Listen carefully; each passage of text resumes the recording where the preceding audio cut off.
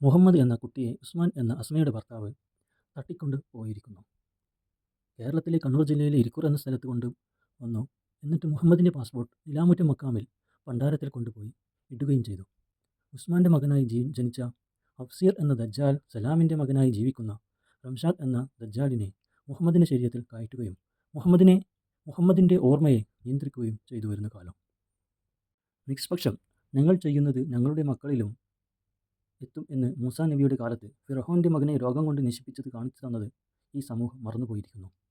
അങ്ങനെ 1997 ഡിസംബർ മാസം നഫീസ എന്ന ഉമ്മാമ അസ്മയുടെ ഉമ്മ മുഹമ്മദിനോട് പറഞ്ഞു, മുഹമ്മദേ, എന്നോട് നീ പുറത്തു തരണം എന്ന്. ഞാൻ നിന്നെയും കൂട്ടി കുറച്ച് ദിവസം കഴിഞ്ഞ് കോഴിക്കോട് പോകുവാൻ ഉണ്ട് എന്ന്. അങ്ങനെ 1998 ജനുവരി 2 നഫീസ ഉമ്മമ്മ എന്നവർ മരിക്കുന്നു. അന്ന് തന്നെ കബറടക്കം നടത്തി.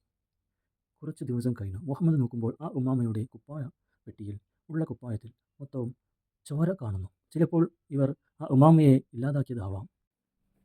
അങ്ങനെ തായിലക്കണ്ടിയിലെ എല്ലാവരും അറിയാം മുഹമ്മദിനെ ഉസ്മാൻ എന്ന അസ്മയുടെ ഭർത്താവ് തട്ടിക്കൊണ്ടുവന്നത് ആണ് എന്ന്. മുഹമ്മദിനെ ഒഴികെ ബാക്കിയുള്ള എല്ലാവർക്കും അറിയാം. അങ്ങനെ കുറച്ച് കാലം കഴിഞ്ഞു.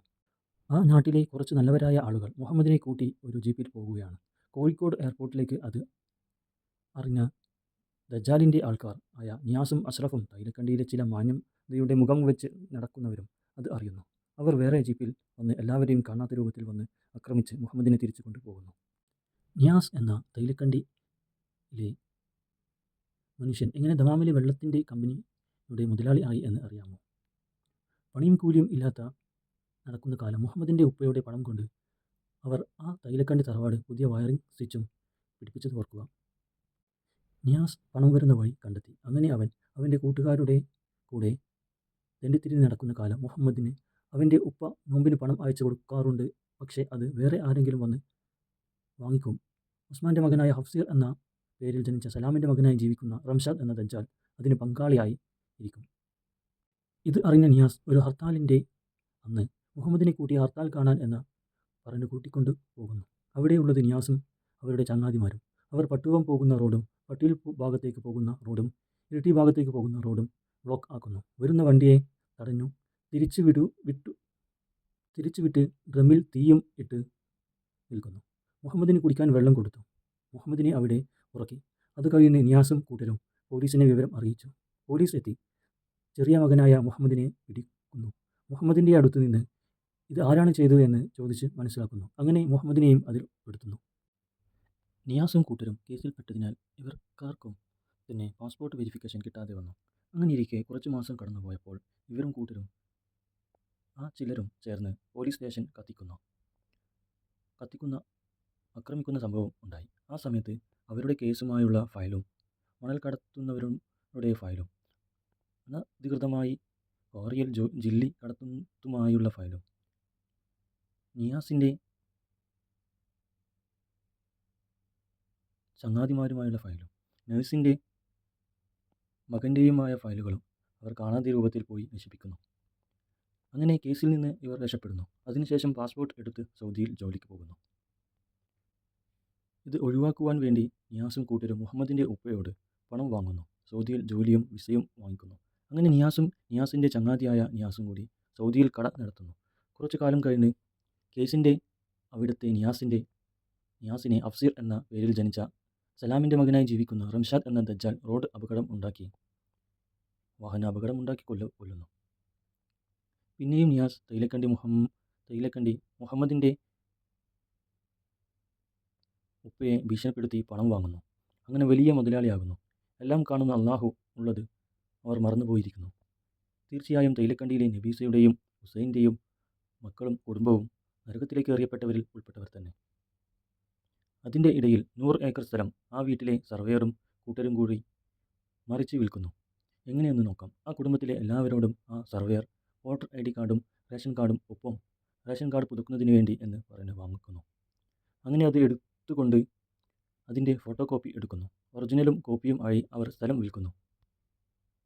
അത് വിറ്റ് കിട്ടിയ പണം കൊണ്ട് പട്ടിയിൽ ഒരു സ്ഥലം വാങ്ങിക്കുന്നു. വളവുപാലത്ത് വേറെ ഒരു സ്ഥലവും വാങ്ങുന്നു. ഒരു മാരുതി കാറും വാങ്ങുന്നു. അതിന് ഒത്താശ ചെയ്തവർക്ക് പണം കൊടുക്കുന്നു. അങ്ങനെ കിട്ടിയ പണം കൊണ്ട് വീടും വെക്കുന്നു. ചില ആൾക്കാർ ഷോപ്പും ഓപ്പൺ ആക്കുന്നു. നഫീസ ഉമ്മാമ മരിച്ച ശേഷം 2 പെട്ടി എടുത്ത് ഒരാൾ മുറ്റത്ത് ഇടുന്നു. തേയിലക്കണ്ടി വീട് കാണാൻ വേണ്ടി കോളോട് ഉള്ള ഒരാൾ വരുന്നു. അദ്ദേഹം ആ പെട്ടിയിൽ ഉള്ള ആധാരവും മറ്റും കൊണ്ടുപോയി അത് കോളോട് ഉള്ള വീട്ടിൽ വെക്കുന്നു. അതിനുശേഷം പഴയ മുദ്രപേപ്പർ കൊണ്ട് സർവേറും കൂട്ടരും വിറ്റ സ്ഥലത്തിൻ്റെ ബാക്കിയുള്ളത് അവരുടെ പേരിൽ ആക്കുന്നു. അത് അവർ ആരും അറിയാതെ കൈക്കലാക്കുന്നു. അത് വിറ്റ് പണം ഉണ്ടാക്കുന്നു. അതിന് ഒത്താശ ചെയ്തവർക്കും നല്ല പണം നൽകി അത് പിടിക്കാതിരിക്കാൻ ഇരിക്കോ രജിസ്ട്രേഷൻ ഓഫീസിൽ സർക്യൂട്ട് കത്തി എന്ന് തെറ്റിദ്ധരിപ്പിച്ച് അതുമായി ബന്ധമുള്ള ഡോക്യുമെൻറ്റുകൾ കത്തിക്കപ്പെടുന്നു. കാണാതെ രൂപത്തിൽ പോയി എന്തും ചെയ്താൽ ആരും അറിയില്ല എന്ന് വിചാരിച്ച് ജീവിക്കുന്ന ഇവർ കപടവിശ്വാസികൾ തന്നെ. ഇവർ ചെയ്യുന്നതിനെപ്പറ്റി ആരും അറിയില്ല എന്ന് കരുതി അവർ നരകവാസികൾപ്പെട്ടവർ തന്നെ. ഇവരിൽ സുന്നികളും ഉണ്ട്, തബ്ലീഗും ഉണ്ട്, മുജാഹിദുമുണ്ട്, ജമാഅത്തെ ഇസ്ലാമിയിൽപ്പെട്ടവരും ഉണ്ട്. നിങ്ങൾ പറയൂ, ഇതാണോ ഇസ്ലാം പഠിപ്പിച്ചു തന്നത്? ഇരിക്കൂറിലെ കനറ ബാങ്കിന് സമീപമുള്ള തൈലക്കണ്ടി നഫീസയുടെ മക്കൾക്കും കുടുംബത്തിനും അസ്മയ്ക്കും ഉസ്മാനിനും സഫീറിനും സമീറിനും നിയാസിനും തംസീറിനും യാസറിനും നിസാറിനും നൗഷാദിനും നവാസിനും ജാബിറിനും അഫ്സലിനും ദാവൂദിനും അബ്ദുറഹ്മാനും തസ്ലീമിനും ഇവരുടെ കുടുംബത്തിലെ എല്ലാവർക്കും അറിയാം. ഉസ്മാൻ്റെ മകനായ അഫ്സീർ എന്ന പേരിൽ ജനിച്ച സലാമിൻ്റെ മകനായി ജീവിക്കുന്ന റംഷാദ് എന്ന ദജ്ജാൽ ആരാണ് എന്ന്. അവർ ലോകത്തിലെ ഇസ്ലാം മതവിശ്വാസികളെ പൊട്ടന്മാർ ആക്കുവാൻ ശ്രമിക്കുകയാണ്. ഇസ്ലാം മതവിശ്വാസികൾ ആയ നിങ്ങൾ പറയൂ, ഇവർ എന്തിനു മറച്ചു വെച്ചോ എന്ന് നിങ്ങൾ ചോദിക്കുക. തൈലക്കണ്ടിയിലെ ഈ കൂട്ടർ എന്തിന് ഇസ്ലാമിനെ ചതിക്കുവാൻ എന്തിനു കൂട്ടുനിന്നോ? അസ്മയും ഉസ്മാനും ഉണ്ടായത് ദജ്ജാൽ ആണ് എന്ന് അവർ നിങ്ങളോട് പറഞ്ഞു തരുമോ? ഇല്ലയോ? കാരണം അവർക്ക് ഇത്രയും കാലം നന്മ ചെയ്തു കൊടുത്തത് ദജ്ജാൽ ആയതുകൊണ്ട് ഇവർ ആരും തന്നെ പറഞ്ഞില്ല. ഇവർ ഇത്രകാലം വെള്ളത്തിൽ ഊതിയും ദജ്ജാലിനെയും കൂട്ടുപിടിച്ച് ജീവിക്കും. നാളെ മഹ്ശറ എന്നുള്ളത് ഇവർക്ക് ഓർമ്മയില്ലാഞ്ഞിട്ടാണോ?